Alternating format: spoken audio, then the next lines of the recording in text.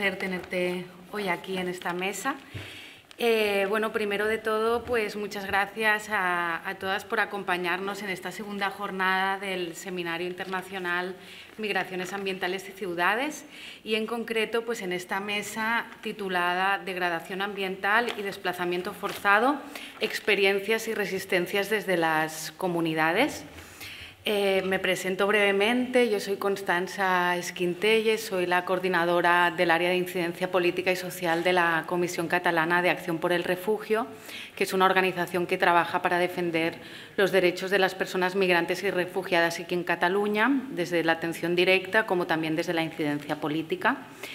Y el objetivo de la sesión de hoy, aquí con Milena, que llega de Colombia, es analizar cómo los impactos que tienen los megaproyectos y la degradación ambiental y cómo generan… vale. ¿Mejor así? Vale.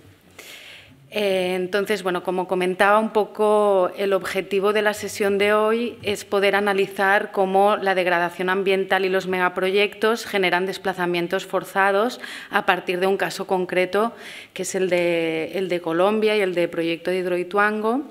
Mostrar también cómo las comunidades organizadas resisten y proponen alternativas. Y también reflexionar sobre el papel de las ciudades como espacios de acogida y de justicia climática. Para ello, pues hoy tenemos el privilegio de contar con Milena Flórez. Milena es defensora ambiental y social en Colombia, es fundadora y actual presidenta del Movimiento Ríos Vivos Colombia, una organización que agrupa a varias comunidades afectadas por megaproyectos hidroeléctricos como el de Hidroituango, uno de los proyectos de infraestructura energética más ambiciosos y controversiales de América Latina. Milena es una mujer campesina, barequera, defensora de los ríos, el agua, la vida, el territorio y los derechos humanos. Es una lideresa ambiental y guardiana del río Cauca. Y de manera concreta nos hablará de los impactos de la hidroeléctrica de Ituango, del río Cauca, una zona pues, de alta biodiversidad, y pues que ha generado este proyecto pues graves daños a nivel de ecosistema, de destrucción de vida comunitarios, ha generado desplazamiento forzado y también amenazas y persecución a quienes han resistido y continúan resistiendo a los impactos del proyecto. Y bueno, gracias Milena. La metodología, como estamos aquí las dos en la mesa, es que ahora te voy a hacer una pregunta que tienes como unos 15-20 minutos como para poder explayarte. Luego te haré como algunas preguntas también más concretas y dejaremos al final un espacio también para que el público pueda interactuar. Y la primera pregunta es si podrías contarnos cómo surgió el movimiento Ríos Vivos y cuál es la situación actual que hay frente al proyecto de Hidroituango. Muchas gracias. Gracias a todos y a todas. Gracias, Constanza. Bueno, ¿cómo surge el movimiento Ríos Vivos Colombia? Surge en el 2008, cuando nos llega la noticia que va a entrar el desarrollo a nuestro territorio. Y empezamos a ver las afectaciones directamente a las comunidades barequeras, agricultoras, pescadoras, que son ancestralmente y que siempre han vivido de este río, que es un río caudaloso, un río muy fuerte que en sí no pensamos que pudieran haberlo transformado de tal forma como está en estos momentos.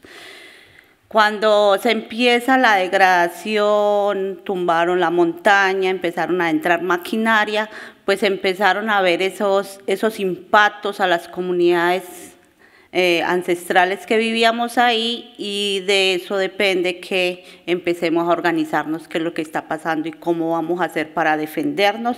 Principalmente pensábamos en defender lo que era la alimentación, porque al cortar las montañas pues nos cortaron los cultivos y no teníamos acceso. Ya empezó también los barequeros que vivían en el río directamente y los pescadores a sufrir los impactos.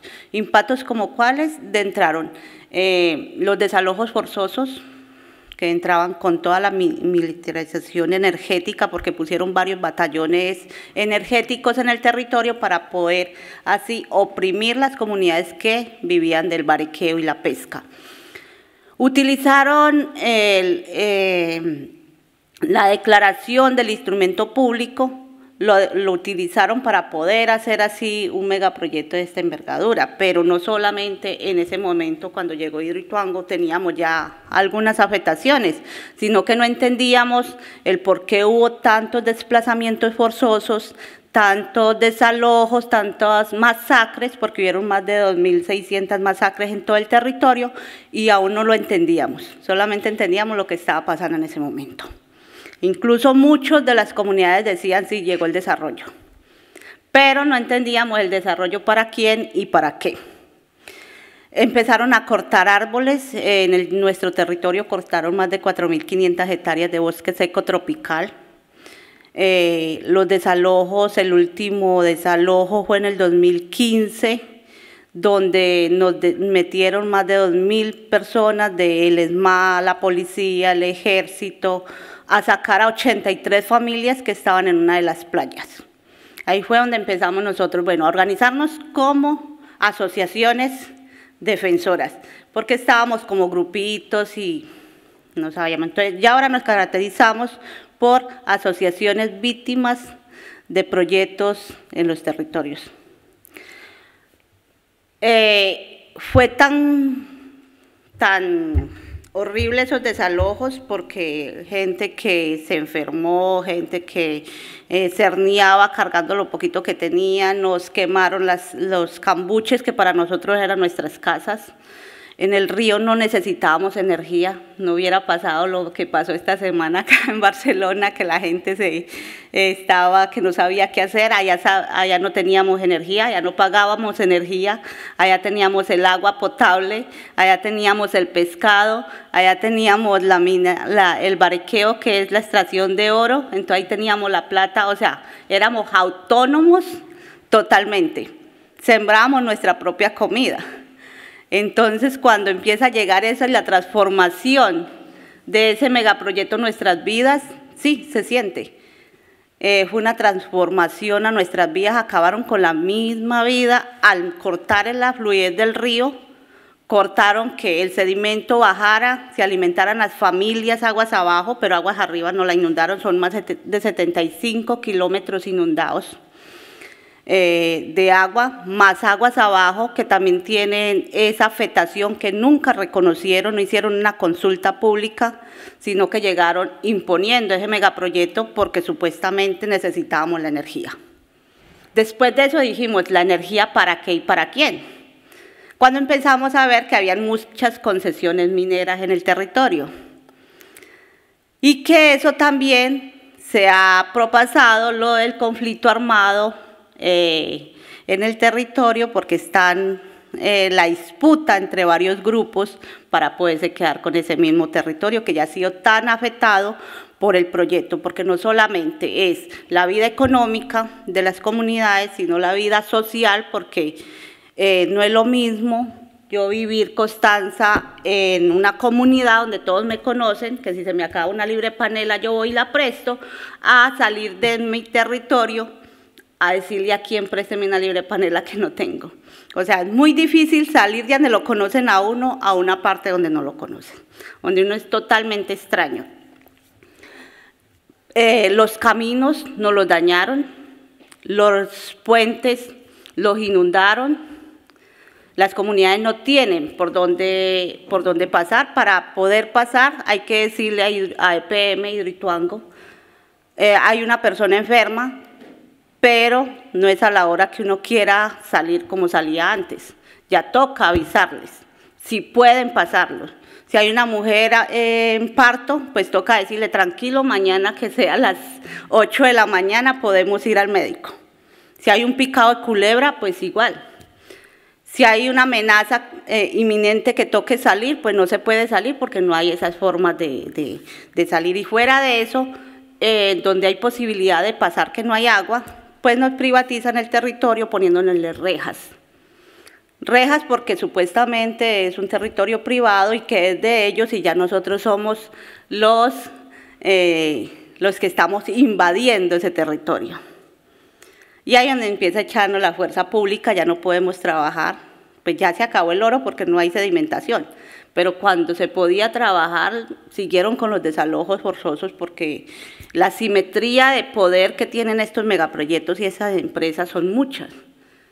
Y que a pesar de que nos hemos organizado y llevamos una lucha fuertemente en el territorio desde el 2008, pues nos siguen vulnerando los derechos, porque la asimetría de poder es mucha la que tienen, y nosotros vamos ahí haciendo con las uñas, porque las comunidades no contamos con recursos para confrontarlos, pero los confrontamos siempre con la palabra y la verdad.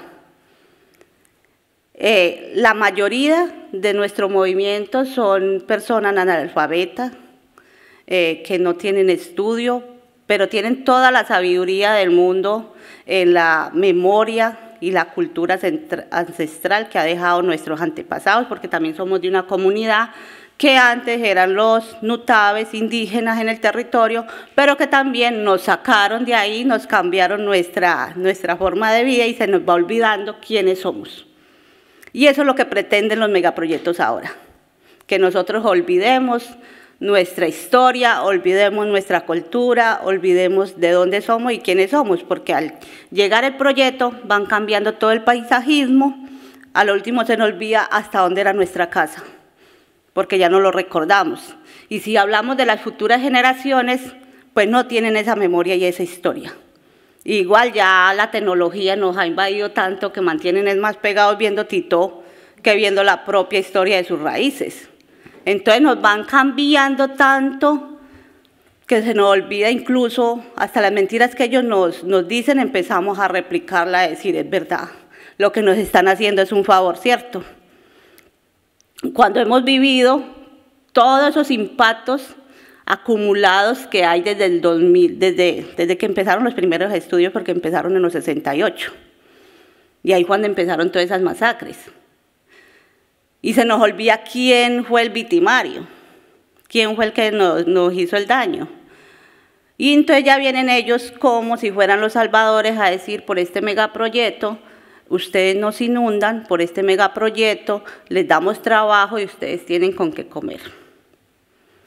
Las comunidades que no hemos aceptado el trabajo de PM, les ha tocado migrar a las ciudades, a las periferias, a hacerse mendigos más mendigos, porque antes había una autonomía que uno iba al río a la hora que quisiera, sacaba el oro que uno quisiera y no acumulábamos, solamente íbamos, sacábamos para la comida y volvíamos y nos íbamos. Y ahora en las ciudades muchos les ha tocado volverse mendigos porque no tienen cómo, no tienen estudio, no tienen qué hacer. Entonces, el mal llamado, porque para nosotros ya es el mal llamado desarrollo, un desarrollo de muerte, es lo que llega a los territorios y eso es lo que nos vuelve tan vulnerables cuando no nos organizamos.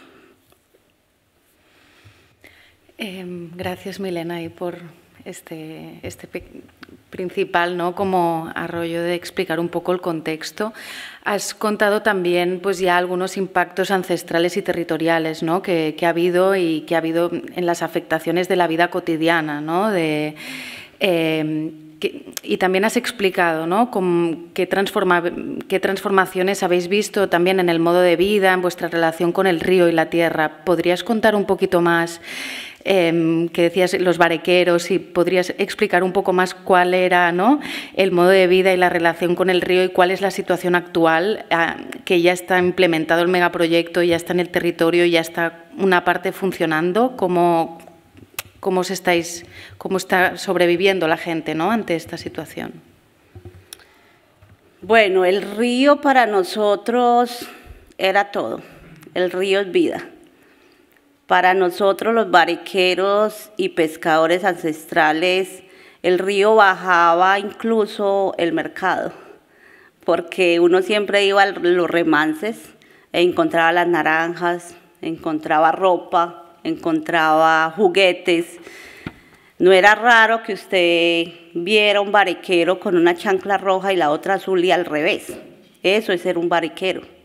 No era porque era pobre, era feliz cuando se encontraba las chanclas o los zapatos en los remanses así fueran cambiados. Entonces para nosotros el río es más que un agua que fluye. Para nosotros, incluso en estos momentos, no hemos terminado la etapa de duelo al perder el río. A nosotros nos dice, pero ¿por qué dicen que el río se perdió, el río está muerto si ahí está el agua? Pero no es la misma vida que tenía antes. Aguas Arriba está inundado, no se puede barequear. Las comunidades que ya tienen edad, pues no tienen una empresa que los contrate porque ya están viejos. Y antes el río no les decía no vengan porque ustedes ya no cumplen con la edad. El río recibía a menores de edad, a madres cabeza de familia y a todos los ancianos que hubieran en el territorio y les brindaba lo mismo que le brindaba a un joven o a un rico o a un pobre. Para nosotros era la misma vida para todos y si usted no tenía, yo le daba. Era una vida en comunidad que se integraba totalmente y ahora las comunidades sufren por eso, porque el deterioro que hay, el deterioro social, los bariqueros ya no tienen trabajo, ya no tienen forma de vida. Aguas Arriba les ha tocado salir, como les dije ahora, pero aguas abajo siguen viviendo en angustia permanente. Primero porque no tienen trabajo, segundo porque no tienen el pescado. Y tercero, porque el riesgo que tiene este megaproyecto es grandísimo. Aún no sabemos si el proyecto es viable o no es viable, porque en el 2018 le dio a algunos ingenieros, algunos duros de EPM, de cambiar todo el diseño que tenía la presa. Y en ese momento se colapsó uno de los túneles y cuando se destaponó, fueron más de 10.000 personas desplazadas aguas abajo, porque hubo una gran avalancha. Pero después de eso vino 3 días de sequía, también secaron el río 3 días. Al secar esa vida, ese río 3 días, mataron con toda la vía biótica que tenía el cañón del río Cauca. Fuera de eso, sedimentaron todas las playas que eran las que daban la comida. Y en estos momentos, ¿qué estamos viviendo? Estamos viviendo inundación tras inundación porque cuando EPM le cae mucha agua a la presa o cuando ellos quieren abren compuertas y las comunidades aguas abajo se inundan. Los cultivos que son en las islas del cañón del río Cauca los inundan. La yuca, el plátano, todo se muere. Entonces hemos estado viviendo una precariedad en el territorio. Nos han sometido a ser más pobres de lo que era, pero no, yo creo que hemos tenido una gran experiencia que es resistir con lo que tenemos y mirar cómo nos vamos organizando para permanecer en el territorio, porque a pesar de que ya no tenemos ese río, a pesar de que ya no tenemos toda esa vida útil que teníamos allá, pues queremos resistir. Queremos resistir, pero así sean con amenazas, pero no queremos que nos sigan matando por defender la vida. Pero sabemos que tomamos ese riesgo. Cuando empezamos a defender, cuando llegan estos megaproyectos, pues sabemos que hay que tomar esos riesgos, pero lo asumimos porque queremos que las futuras generaciones queden con un mejor territorio. Un poco ahora con lo que estás comentando, Milena, sobre esta resistencia, ¿no?, comunitaria que habéis tenido y esa capacidad organizativa, ¿podrías como explicar también un poco más qué estrategias y acciones han desarrollado, ¿no?, como movimiento Ríos Vivos para hacer frente a este despojo y también a todas las amenazas, ¿no?, que habéis recibido y todos los ataques también, ¿no?, como colectivo? Bueno, como les dije ahora, la organización es muy importante y el respaldo de todas las comunidades, porque si uno estuviera solo no podríamos hacer nada. No tenemos ese poder tan grande que tienen los megaproyectos para desestimar una comunidad, porque eso es lo que ellos tienen, los medios para poder decir que catalogarnos que somos guerrilleros, que somos una cosa, que somos la otra. Incluso pagan otros líderes para que se confronten a nuestra organización. Se me olvidó la pregunta. ¿Qué estrategias también han desarrollado? Bueno, la estrategia que nosotros hemos dado en la organización, pero también todo lo judicial, demandas judiciales, quejas, reclamos, movilizaciones, paros. Yo creo que nos hemos definido como el movimiento que resiste más porque hemos estado en los paros 8 meses, movilizaciones de 18 días. Entonces, eso ha hecho también que ellos también sientan ese rigor, porque al pararle el proyecto 18 días o 20 o 12 días es hacerlos perder también recursos. Y de poderle decir al mundo y a los financiadores, que son el Banco Interamericano en ese momento, ustedes también tienen parte de responsabilidad con lo que nos está pasando a nosotros en el territorio. Y yo creo que todas estas acciones se van volviendo un conjunto de protección. Y en el tema de las amenazas, pues lo que nosotros nos hemos dedicado es a la autoprotección, a cómo nos defendemos, cómo esquivamos un poquito esas amenazas, cómo evitamos el riesgo, cómo nos movemos en el territorio y conocer muy bien el territorio, porque cuando por acá uno siente que hay peligro, pues se esquiva por otro lado. Entonces yo creo que ha sido muy importante la autoprotección que ha desarrollado las comunidades y el mismo movimiento en sí. Y también antes has hablado un poco, ¿no?, que pues a pesar, ¿no?, de todo el trabajo organizado y del trabajo colectivo, pues sí que has hablado un poco de migración, ¿no?, de que muchas personas pues se han visto obligadas a desplazarse. Has comentado que pues sobre todo la migración ha ido a núcleos urbanos, ¿no?, como Medellín.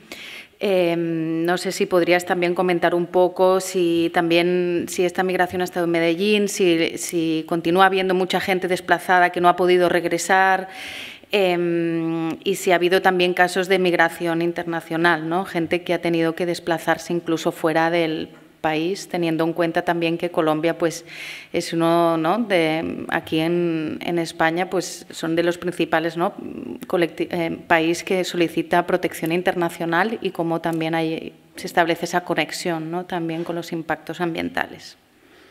Bueno, esos impactos, eso va llegando espontánea. Yo siempre digo, ha tenido 3 pasos el megaproyecto: uno cuando comenzó, segundo cuando inundaron, y ahora pues que ya está inundado. En el momento que empezaron a sacar las personas para poder salir de hacer el megaproyecto, sacaron muchas personas de edad del territorio y los llevaban a la ciudad, por ejemplo a Medellín. Los compañeros al año murieron porque no estaban enseñados a una vida intranquila en una ciudad, a vivir encerrados. El cambio del ambiente no es el mismo, y los compañeros despertaron cáncer, despertaron varias enfermedades y se fueron muriendo. Después de la avalancha, muchas comunidades salieron del territorio, ya les da miedo regresar, porque como no hay un estudio que diga el proyecto va a resistir o no, entonces hay muchos que les tocó salir, salen para otras ciudades, para otros municipios, a buscar forma de empleos, pero se encuentran que no saben, por ejemplo, los barequeros no sabían cultivar, porque vivían directamente diario en el río, parecían peces. Entonces les ha tocado como ir transformando toda esa dinámica, aprender a ordeñar, para poder resistir. Estamos en un clima caliente, les ha tocado aprender a soportar climas fríos, entonces ha sido un desafío para las comunidades. Y aún permanecen muchas comunidades aguas abajo, siguen desplazadas de los territorios y buscando dónde hacer su vida, porque en el territorio no la hay y les ha tocado migrar. Para otros países creo que nos da miedo, nos da miedo enfrentarnos a lo desconocido, siempre llegamos es como al mismo Colombia a buscar lo que haya por hacer, pero aún no hay casos de que hayan tenido que salir, migrar para otros países. Porque era también como preguntar un poco eso, ¿no? De cómo creías que se conecta pues esta destrucción ambiental por megaproyectos con el hecho de que muchas personas también terminan solicitando protección internacional o asilo, ¿no? En otros países, que en el caso pues de Hidroituango pues no ha sido la situación, pero sí estamos viendo, ¿no? Como también es un factor de migración y de también protección, ¿no? Entonces, ¿cómo vinculabais también un poco esta situación? Pues por eso les digo que es bueno estar organizado porque se resiste a migrar, pero hay veces la circunstancia en los países que no debería de ser así, que deberían de brindarnos las garantías en cada país de permanecer en nuestro territorio, de no llegar más megaproyectos, de no dejarnos sin comida, de no dejarnos sin las formas de vida. Y más cuando llegan las amenazas, porque yo sí estuve 6 meses acá, pero quise volver a defender mi territorio, a seguir en la lucha. No me quise quedar porque no es lo mismo usted estar en un país desconocido a estar en un país donde ya conoce cómo es la dinámica y los compañeros. Muchos compañeros que se han tenido esa amenaza, se han querido algunos salir pero con la familia, porque no se puede desconectar la familia con los líderes sociales y no se puede desconectar esa familia con un territorio. Yo creo que eso es lo que hay que hacer es, dependiendo la persona dependiendo de qué lugar venga, es como buscar ese lugar más adecuado para esa persona. Porque si a uno le gusta estar jodiendo con tierra y estar sembrando cebolla, no es lo mismo venir a estar en un apartamento encerrado a estar sembrando, a seguir tocando la tierra y tocando la agricultura. Yo creo que eso es posible, brindar esa ayuda, pero también dependiendo de la persona y del lugar que venga. Y así como última pregunta, y ya abriremos al público. Bueno, ya se ha hablado un poco, ¿no?, de cuáles son las principales necesidades que han enfrentado las personas que han tenido que llegar a otras ciudades, ¿no?, como por ejemplo Medellín. Y como aquí también se está hablando, ¿no?, de política pública y cómo hay que dar respuesta, ¿no?, a estas situaciones. A nivel de políticas locales, ¿piensas que sería necesario, ¿no?, para garantizar una acogida digna para quienes migran por este tipo de vulneraciones ambientales? No sé si tenéis como alguna experiencia a nivel de exigencia también a la alcaldía de Medellín o qué crees que ante estas vulneraciones y estos impactos que se tendría que hacer a nivel de política pública. Bueno, como le decía, pues ojalá nadie tenga que salir de su lugar de origen, de su territorio, pero y evitar lo más que se pueda que la gente esté saliendo desplazada y esté saliendo de su lugar. Pero si toca ya un caso extremo, pues sería que desde ahí también se garantice de que los responsables puedan pagar y puedan cumplir también con las obligaciones que tienen, porque tenemos experiencia que muchas empresas extranjeras son las que llegan a nuestro territorio, vulneran esos derechos y allá no hay quien les haga responder porque son de otros países. Entonces creo que esos países deben también de hacerle responder a esas empresas y a esos bancos que cumplan sus políticas, y si no tienen las políticas bien hechas, pues ver cómo es que van a responder por los daños ocasionados en cada territorio. Bueno, muchas gracias. Abriríamos como el espacio al público para que pueda preguntar y profundizar más, ahí aprovechando.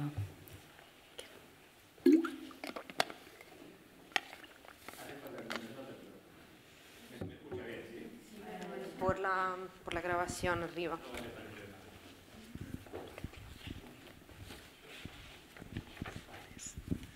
Bueno, muchas gracias, Milena, por sus palabras. Ha mencionado un momento la cuestión de la judicialización, ¿verdad? Y desde fuera a veces como que se reconoce un poco el trabajo que ha hecho la Corte Constitucional, ¿verdad? Con la sentencia 369 y en otras circunstancias la 123 y también el papel de la Defensoría. Pero quería preguntarle un poco si ve que ha habido un cambio, si ha servido para algo, digamos, que ya ha habido la sentencia 369, por ejemplo, o si realmente no ha cambiado tanto en el territorio. O sea, si esa estrategia de judicialización ve que haya servido o todavía falta mucho por avanzar en ese sentido. Falta mucho. Tenemos muchas sentencias a favor del ambiente, a favor de todos los daños, pero no en territorio no se ve que avance. Nosotros tenemos incluso el caso de desplazamiento por el desarrollo, que solamente lo ha reconocido la Corte al movimiento Ríos Vivos desde el 2019, y hasta el momento no se le ha compensado la vida digna que tenía el compañero en el territorio. Entonces, hay esperanza cuando uno dice, bueno, la justicia por lo menos reconoció, pero es otra pelea que hay que seguir haciendo para que puedan cumplir, y las mismas empresas siempre dicen, no, es que si no hay una orden judicial yo no cumplo, pero ni habiendo la orden judicial lo cumplen ni pronunciándose la Corte. Para ellos es como si fueran los dueños y señores del territorio, y es triste uno ver cómo la justicia se le arrodilla a esos empresas y a esos supuestamente mal llamados desarrollos, porque los protegen más que a las mismas comunidades que son las que habitan en el territorio.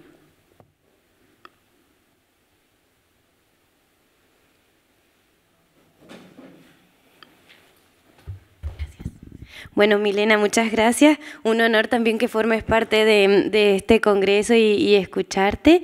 Y bueno, este caso la verdad que siempre es uno de los que más llaman la atención y que lo han trabajado mucho las compañeras de la Comisión Catalana, y pues siempre escucharlo de tu voz es súper, no sé, como que llega más profundo, así que gracias por compartirlo. Y yo te quería hacer dos preguntas. Una es cómo, o sea, porque tú estuviste con el programa de defensoras hace un tiempo ya, ¿no? Y luego regresaste. ¿Cómo fue ese regreso? Si notaste si había cambios, y a ti también en lo personal, porque es una duda que siempre tengo de estos programas que estás fuera un tiempo, con lo duro que es y a todo lo que te enfrentas, y luego regresar, ¿cómo se vive eso? Y luego también, o sea, porque también ha habido compañeros que han tenido que marchar, ¿verdad? ¿Cómo también tú ves o la diferencia entre cuando son las mujeres las que se han tenido que marchar y los hombres, o las afectaciones directas en la criminalización a los compañeros y a las compañeras? Si podrías como profundizar un poquito en eso. Muchas gracias. A ustedes que están acá, que han sacado su tiempo para escuchar este proceso, ¿no? Y lo que uno dice queda corto a lo que se vive realmente en los territorios. Bueno, yo creo que es muy importante, a mí me sirvió muchísimo, tanto personal como familiar, nos sirvió mucho haber venido esos 6 meses, porque como yo les digo, no es lo mismo uno estar en el lugar todos los días, que todo lo vuelve costumbre, a mirar desde otro ángulo. Cuando uno mira desde otro ángulo, pues se le abren miles de expectativas, quizás por eso yo siempre estaba haciendo cosas acá en Europa y diciéndole a los compañeros, pues yo voy a regresar. Cuando regresé, yo estaba desplazada en la ciudad de Medellín, cuando me vine hacia acá, y cuando regresé directamente al territorio, dije, no voy a correr más, me voy a arraigar acá, me voy a sembrar, me voy a arraizar. Y me decían, pero ¿cómo que se va a arraizar? Y yo, sí, yo voy a hacer mi vida acá y de acá no me voy a mover, así me amenacen, no me voy a mover. Entonces yo creo que esas salidas a uno le sirven muchísimo para poder ver y ver otras expectativas acá en Europa, y poder así como entrelazar todos esos saberes y poder seguir resistiendo en el territorio, que yo creo que fue uno de las mejores decisiones que yo pude haber hecho, haber regresado, y en ese momento nos cogió la pandemia Entonces, acabamos de reafirmar que nuestra vida es allá sembrando y haciendo lo que sabemos.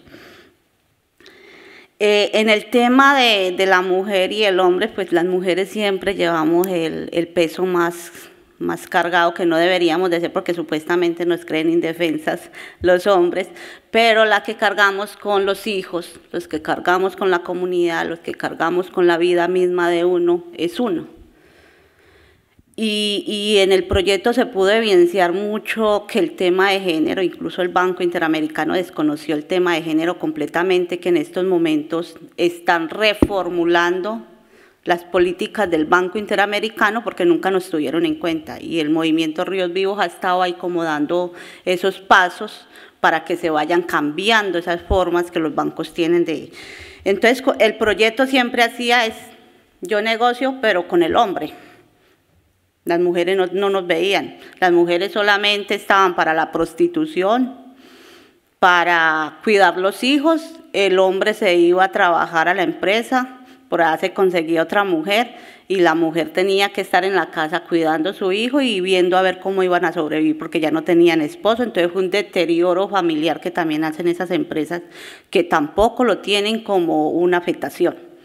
Y al deteriorar esas familias, pues lo que sufren son los menores. Y eso no lo tienen en cuenta. Entonces siempre nosotras las mujeres estamos ahí viendo cómo vamos a ayudar a los otros compañeros, cómo vamos a hacer. Y el movimiento se ha catalogado por ser liderado por mujeres y yo creo que se ha hecho un buen trabajo porque el cambio que han dado también nuestros compañeros ha sido muy, que a uno le da alegría sentirlos cuando se sienten orgullosos de lo que hacen las mujeres, porque yo cogí la frase de la compañera de la CRI cuando estábamos acá, que si los hombres van adelante, las mujeres van adelante, los hombres no retroceden, porque le van dando también a uno esa fuerza si uno no la tenga. Entonces, muy importante. Yo creo que es un trabajo que se debe hacer, pero siempre las que más cargamos con el peso somos nosotras las mujeres.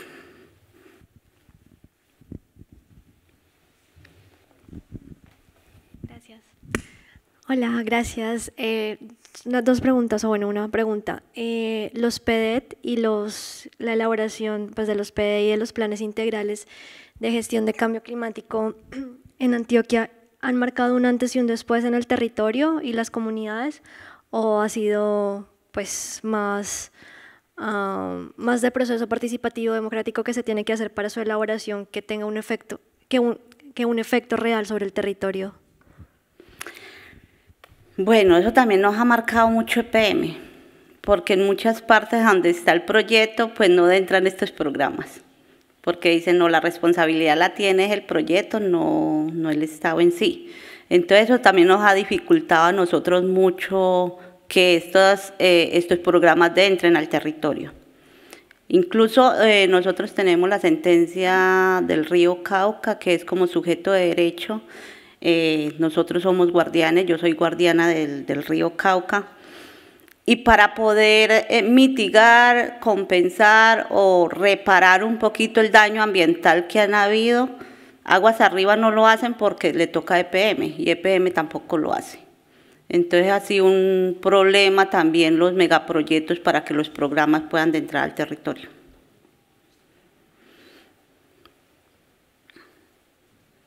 Y la JEP, en ese sentido, que fue el año pasado que hicieron un estudio, más que un estudio, como difusión sobre las sentencias de los pasivos ambientales que dejó el conflicto, que sigue dejando el conflicto, y se mencionó lo del río Cauca, y está haciendo un llamado para la restauración de derechos del río y de sus comunidades.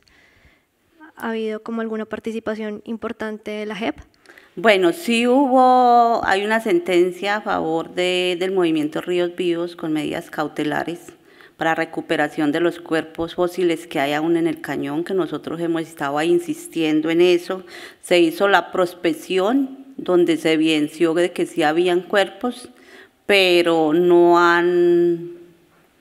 por la JEP desde el 2020 no se ha retornado la audiencia, no se ha hecho nada para recuperar todos los cuerpos que hay ahí.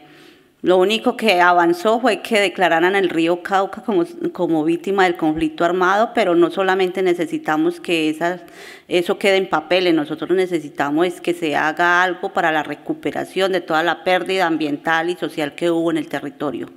Entonces, hasta el momento no se ha avanzado en que digamos que la gente esté recuperando, esté haciendo, no. Que lo quisiéramos, sí, y que todas esas sentencias que salen a favor, pues se evidencien en el territorio, que no se quede solamente en papeles y en los mostradores de los funcionarios, y que cuando cambien los funcionarios, pues sigan los procesos ahí, no que se vayan y no hagan ningún empalme, porque nos están desgastando a nosotros las comunidades. Siempre toca volver a empezar.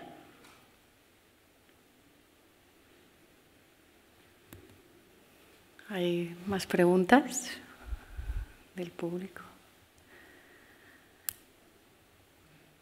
Bueno, como son la una, no sé si, Milena, ¿quieres comentar algo más o algún aspecto que creas que querrías como transmitir? ¿O cerramos aquí o hay algunas palabras que quedaron ahí por comentar? No, pues, siempre quedan muchas cosas por hablar.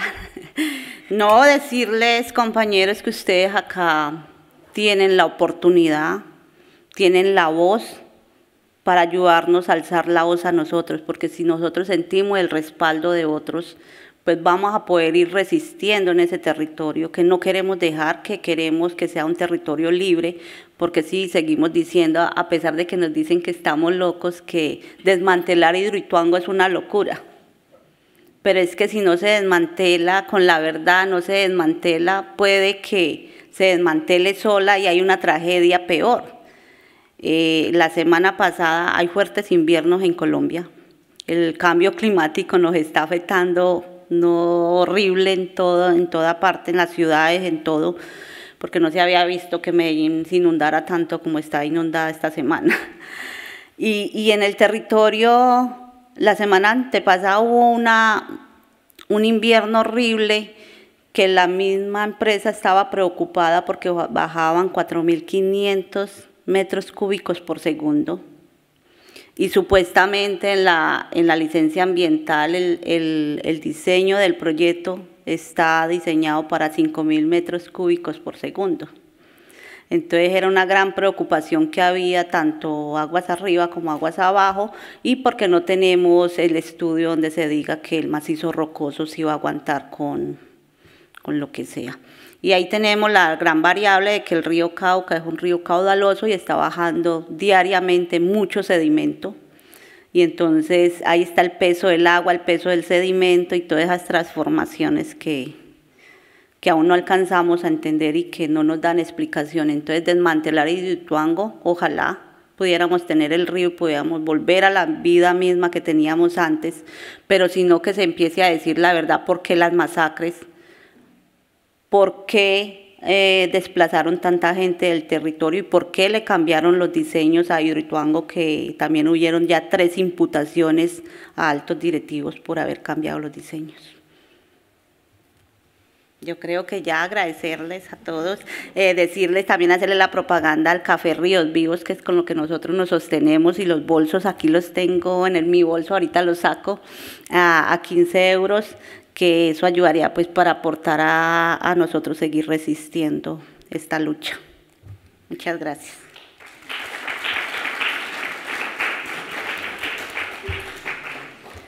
Bueno, pues muchas gracias, Milena, por el espacio, y nada, pues ya cerrar esta mesa.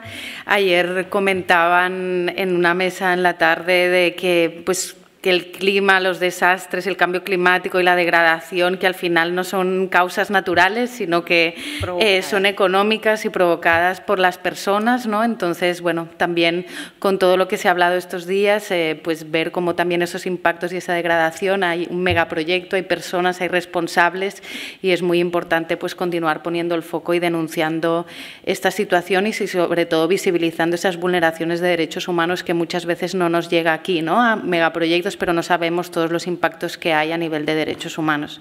Entonces, sí, concientizarnos de que la comodidad de algunos pues es la incomodidad de otros, y y esa energía, por ejemplo, esta semana yo veía la locura, el caos aquí, y es esa energía que están sacando de allá, que estamos poniendo muertos, estamos poniendo nuestras vidas para que otros vivan cómodamente. Gracias, Milena. Gracias a todos. Cerramos entonces así y ya empieza la clausura, ¿cierto? Gracias.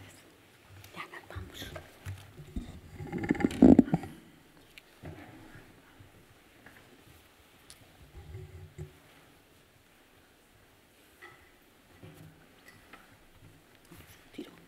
Vale.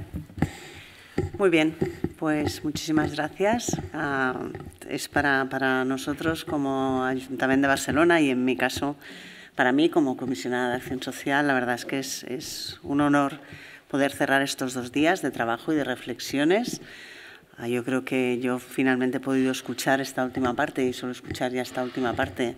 Hay muchísimas cosas que desde luego interpelan a todos como comunidad y también desde el papel de administraciones que nos toca y desde un modelo que a veces es absolutamente depredador y muy inhumano y realmente no tiene en cuenta ni los derechos ni las posibilidades que a veces estamos generando de destruir aquello que nos une y que nos permite continuar adelante, que es la propia comunidad, ¿no? Yo creo que esta es una reflexión que ahora es ineludible después de haber escuchado durante todo este tiempo, todo este movimiento de ríos vivos, creo que lo digo bien, que desgraciadamente no es una historia única.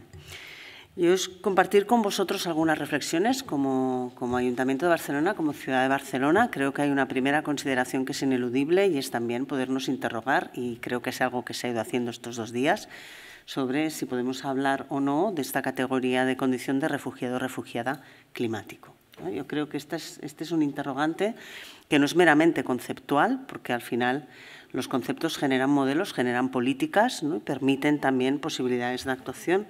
Y creo que además es necesario situarlo en un contexto donde, desgraciadamente, todo lo que es el debate y las consideraciones en torno a las migraciones tienen ahora a veces muchísimo de pasión y pasión baja o pasión más fundamentada en el odio que de razón y de contenido. Creo que aquí espacios como este nos han de servir para dotar de contenido, dotar de datos, pero también situar todo lo que guarda relación con las migraciones desde la responsabilidad compartida, desde la lógica de los derechos y también desde una necesaria, podríamos decir, empatía acerca de situaciones que nos debieran interpelar a todos y a todas, ¿no? Claro, cuando yo decía tendríamos que ver hasta qué punto la condición de refugiado o refugiada climática es una condición a reivindicar. En el Ayuntamiento de Barcelona en diversos momentos nos hemos ido posicionando más o menos tímidamente a veces con los medios de comunicación también en este sentido, y es un tema que no está exento de dificultad, porque al final poder fundamentar que en un momento determinado en una comunidad todo lo que guarda relación con el cambio climático está teniendo un impacto alto y eso hace que podamos hablar de categoría de refugiado y refugiada, es un tema que es complejo en muchas ocasiones y lo es también porque no hablamos solo a veces. Lo es quizá por 2 razones, ¿eh? Primero, porque no hablamos solo a veces de situaciones derivadas de cambio climático, también hablamos de situaciones, de contextos de pobreza, donde las personas, lógicamente, lo que intentan es lo que intentamos todos y todas, que es ver cómo pueden vivir en unas mejores condiciones para ellas y para su entorno. Y luego también porque hay una dificultad que creo que es importante traer a colación, que es establecer, diseñar y planificar políticas públicas y políticas sociales que también tomen toda la emergencia climática y el cambio climático como un eje a incardinar. Y eso es difícil y existe no solo poca literatura al respecto, que empieza a haber, y hay incluso sobre todo en publicaciones, pero también existe poca capacidad para impulsarlo y para después evaluarlo. Yo creo que esta es una primera consideración. La segunda consideración que pensamos que también es importante traer a colación aquí es que las ciudades, en la medida que también son núcleos de concentración urbana, pero también en el contexto europeo, en la medida en que todavía son bastiones de esperanza y de derechos, tenemos la responsabilidad de liderar e impulsar algunos debates y algunas políticas. Y eso ahora es más importante que nunca, seguramente. Lo es porque yo creo que a nadie se le escapa las tensiones entre algunas ciudades europeas y sus estados correspondientes, con unas miradas muy diferentes en torno al tema de los derechos y especialmente muy distintas en torno a todo lo que son las personas migrantes, personas migradas. Creo que aquí, desde la condición de ciudad, eso es algo que es clave y que además debemos proteger, y lo debemos proteger impulsando políticas de acogida e impulsando también conocimiento. Yo creo que ayer en algunos momentos seguro que tuvisteis ocasión de comentar algunas cuestiones al respecto, ¿no? Por ejemplo, nosotros estamos trabajando en todo un tema de datos, un observatorio que presentaremos, no tardaremos demasiado ya en poder presentar una primera aproximación, que nos ha de servir también para combatir a algunos de los enunciados que desgraciadamente frecuentemente estamos oyendo ahora y que no guardan ninguna relación con lo que los datos nos dicen, ¿no? Yo creo que aquí las ciudades hemos de poder ser generadoras de conocimiento, pero luego también no es suficiente el marco conceptual que desarrollemos. Al final tenemos lo que nosotros a veces decimos, la prueba del algodón también es qué políticas de acogida hacemos y qué políticas de acogida hacemos para poder orientar, para poder acompañar, para poder dar la información necesaria, para poder transmitir un mensaje, también desde lo simbólico de reconocimiento hacia las personas que acuden a nuestra ciudad, pero a la vez también para poder impulsar y promocionar el uso de los servicios públicos con la máxima normalidad o de los servicios sociales, si se requiere, con la máxima normalidad. Por lo tanto, políticas de acogida necesarias como inversión, pero no como políticas finalistas segregadoras. Creo que esto también es importante. Al final, los circuitos de las políticas de acogida han de servir para que en un momento determinado las personas puedan acceder con la máxima normalidad. Creo que aquí hablasteis ayer del padrón, ¿no? El padrón que al final, antes comentábamos, el padrón al final es un registro y a lo mejor lo más inteligente es reivindicar que es un registro, ¿eh? También esta es una reflexión que en algún momento tendremos que hacer, porque hay que ser inteligentes y estratégicos en un momento donde, desgraciadamente, hay quien se mueve muy bien generando no solo desconcierto, sino generando desinformación. Y con este tema yo acabo con dos reflexiones. Una, la de la gobernanza. Al final, en un tema como este, las ciudades creo que podemos hacer mucho, hacemos mucho, queremos hacer más todavía, pero el marco de gobernanza es un marco complejo, porque al final tenemos unas normativas, y lo sabéis, ¿no? Creo que en este ámbito hay muchísimo conocimiento, ¿no? Al respecto, unas normativas que son de naturaleza estatal, que muchas veces vienen determinadas por políticas europeas, y creo que aquí hemos de ver cómo nos dotamos de espacios de gobernanza con transparencia y con confianza en relación a administraciones. Lógicamente también todo lo que tiene que ver con el tejido social, con la academia, eso por supuesto, pero muchas veces la dificultad está en el diálogo entre administraciones. Aquí las ciudades hemos de jugar un papel y queremos jugar un papel desde el liderazgo que nos toca de la proximidad con las personas. Y creo que esa también es otra consideración. Y la última reflexión es si los datos son suficientes para cambiar los marcos, ¿no? Y yo creo que no, es evidente que no. Porque nosotros damos muchos datos y yo creo que las personas expertas, las universidades, los centros de investigación, las entidades dan muchos datos y luego nos encontramos con muchos datos que son mentira y que generan, desgraciadamente, mucha adhesión. Por lo tanto, la estrategia y la inteligencia ha de pasar, primero, por no comprar algunos enunciados y algunos debates, y eso es difícil. Lo del elefante es difícil siempre, ¿no? Acabamos cayendo, utilizando, sin darnos cuenta, el mismo marco. Por otra parte, proporcionando información y conocimiento, pero luego seguramente hemos de apelar también a cuestiones que humanicen la vida de las personas, los procesos de las personas, que respeten sus decisiones y sus elecciones y que los sitúen en clave de derechos. Y este es un gran reto que compartimos. Por lo tanto, felicidades por la jornada, muchísimas gracias y a vuestra disposición para lo que haga falta. Gracias. Muchas gracias. Como coordinador del proyecto me toca participar en esta mesa para cerrar unas jornadas que, y en esto no soy del todo imparcial, creo que han sido muy interesantes, ¿no?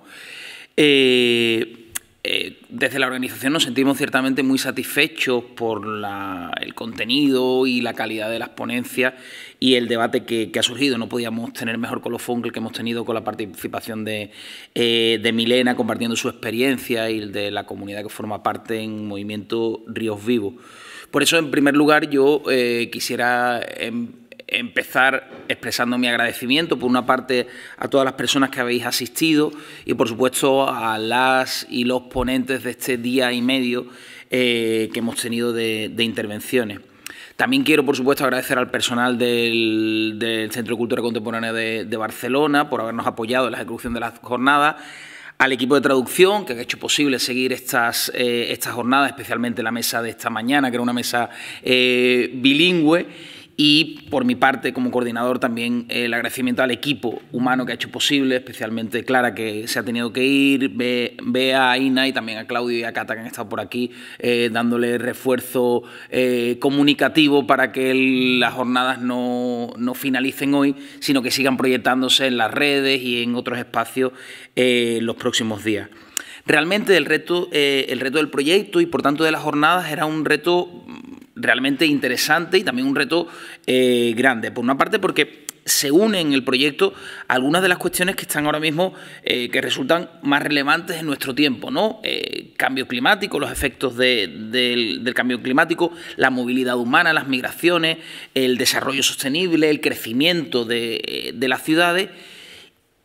Son elementos que son nucleares en la sociedad contemporánea, pero además lo hacíamos con una realidad que es compleja porque, por una parte, como se decía antes, no está definida normativamente, por lo cual a los juristas nos genera muchísima ansiedad, pero es algo que, bueno, estamos hablando de refugiados climáticos, estamos hablando de migraciones ambientales, de qué estamos hablando en cada momento, a qué nos referimos, cuál es el planteamiento. Entonces, esta falta de definición jurídica es problemática, como decía antes, sobre la cual, como decía en la intervención antes Beatriz Felipe, o incluso aquí se ha puesto también de relieve, no hay datos en el Estado español, no hay datos en la mayor parte de Europa, no hay datos en la ciudad de Barcelona ahora mismo, y que además ni siquiera en muchas ocasiones por las propias personas que se ven afectadas es percibida como una realidad, ¿no? Por lo tanto, es una realidad tremendamente compleja. Y lo hacíamos además desde la perspectiva lo hacemos desde la perspectiva de lo local, desde la visión de una ciudad como Barcelona, una ciudad en la que viven personas de más de 180 nacionalidades, una ciudad en la que más de la mitad de las personas han nacido fuera de la propia ciudad, en un porcentaje que se ha multiplicado por 7 desde hace 20 años, por lo tanto una ciudad que ha cambiado su fisonomía, ha creado una tremenda heterogeneidad y que quizá precisamente por eso, y en línea de lo que decía la comisionada, la señora Fuerte, se ha convertido en un símbolo de una determinada política migratoria, una política migratoria más abierta, más respetuosa con los derechos que las que se plantean en otros lugares, y también se ha convertido como símbolo en objetivo de determinados discursos de rechazo y de odio, ¿no? Entonces aquí, en ese marco, es en el que nosotros construíamos este proyecto. Y en ese sentido creemos que en las jornadas hemos podido aproximarnos a algunos de los elementos que subyacen en este concepto de migraciones ambientales.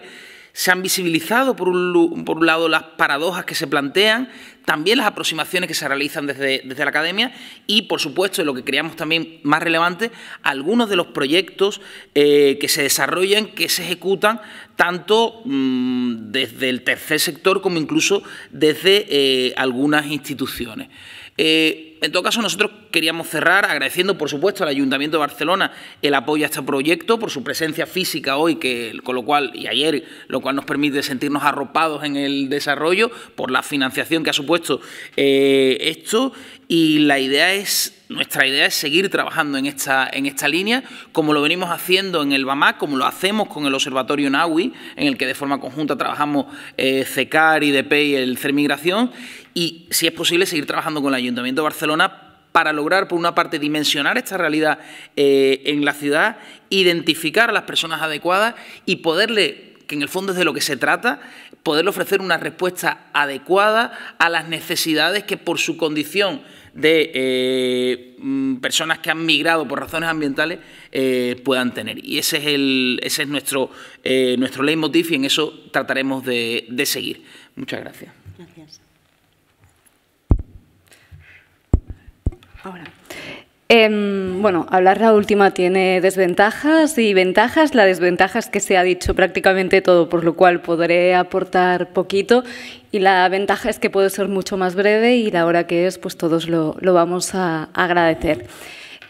Quiero empezar sumándome a los agradecimientos que ha hecho Diego, a todas las participantes, ponentes, a Milena, a todo el equipo que ha estado coordinando el acto, tanto de las organizaciones que hacemos parte del proyecto como del mismo CCCB. Porque han hecho posible, ¿no?, un espacio de diálogo, de pensamiento crítico y de construcción colectiva que creo que es del todo pertinente en este ámbito.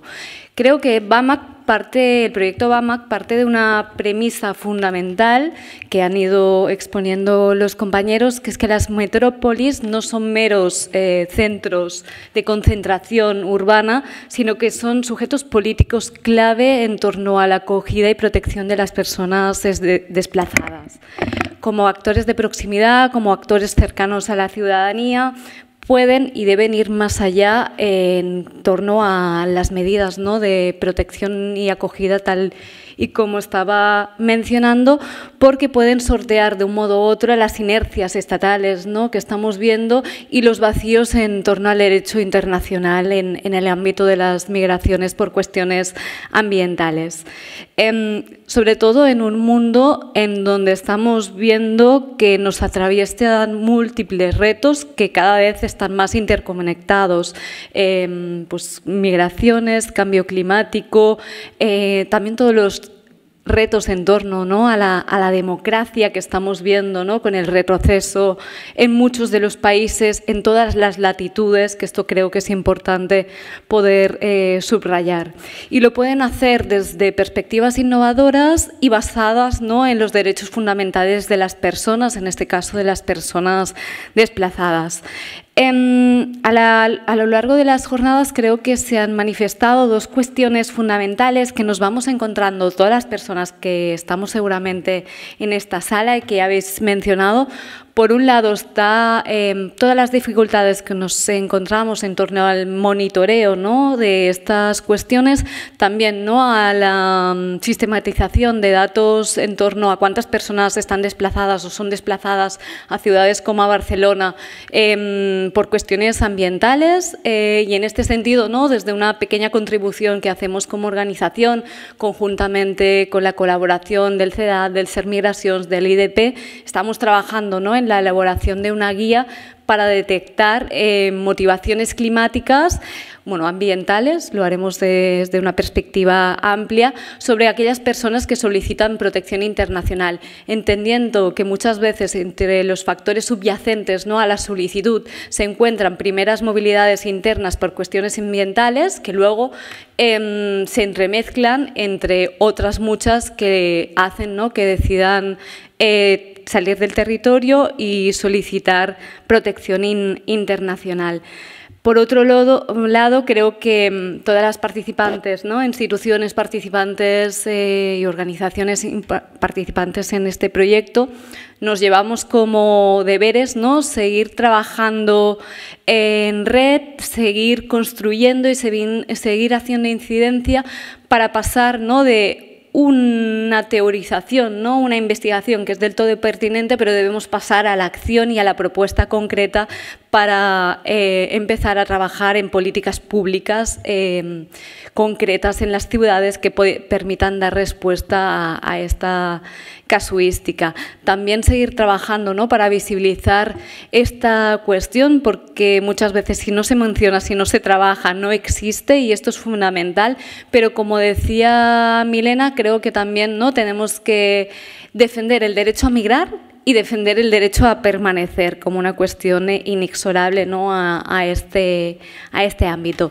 Y nada, sinceramente, acabar de agradeceros pues la estada y la participación en estos 2 días de jornada y emplazarnos a seguir encontrándonos, ¿no?, en otros espacios.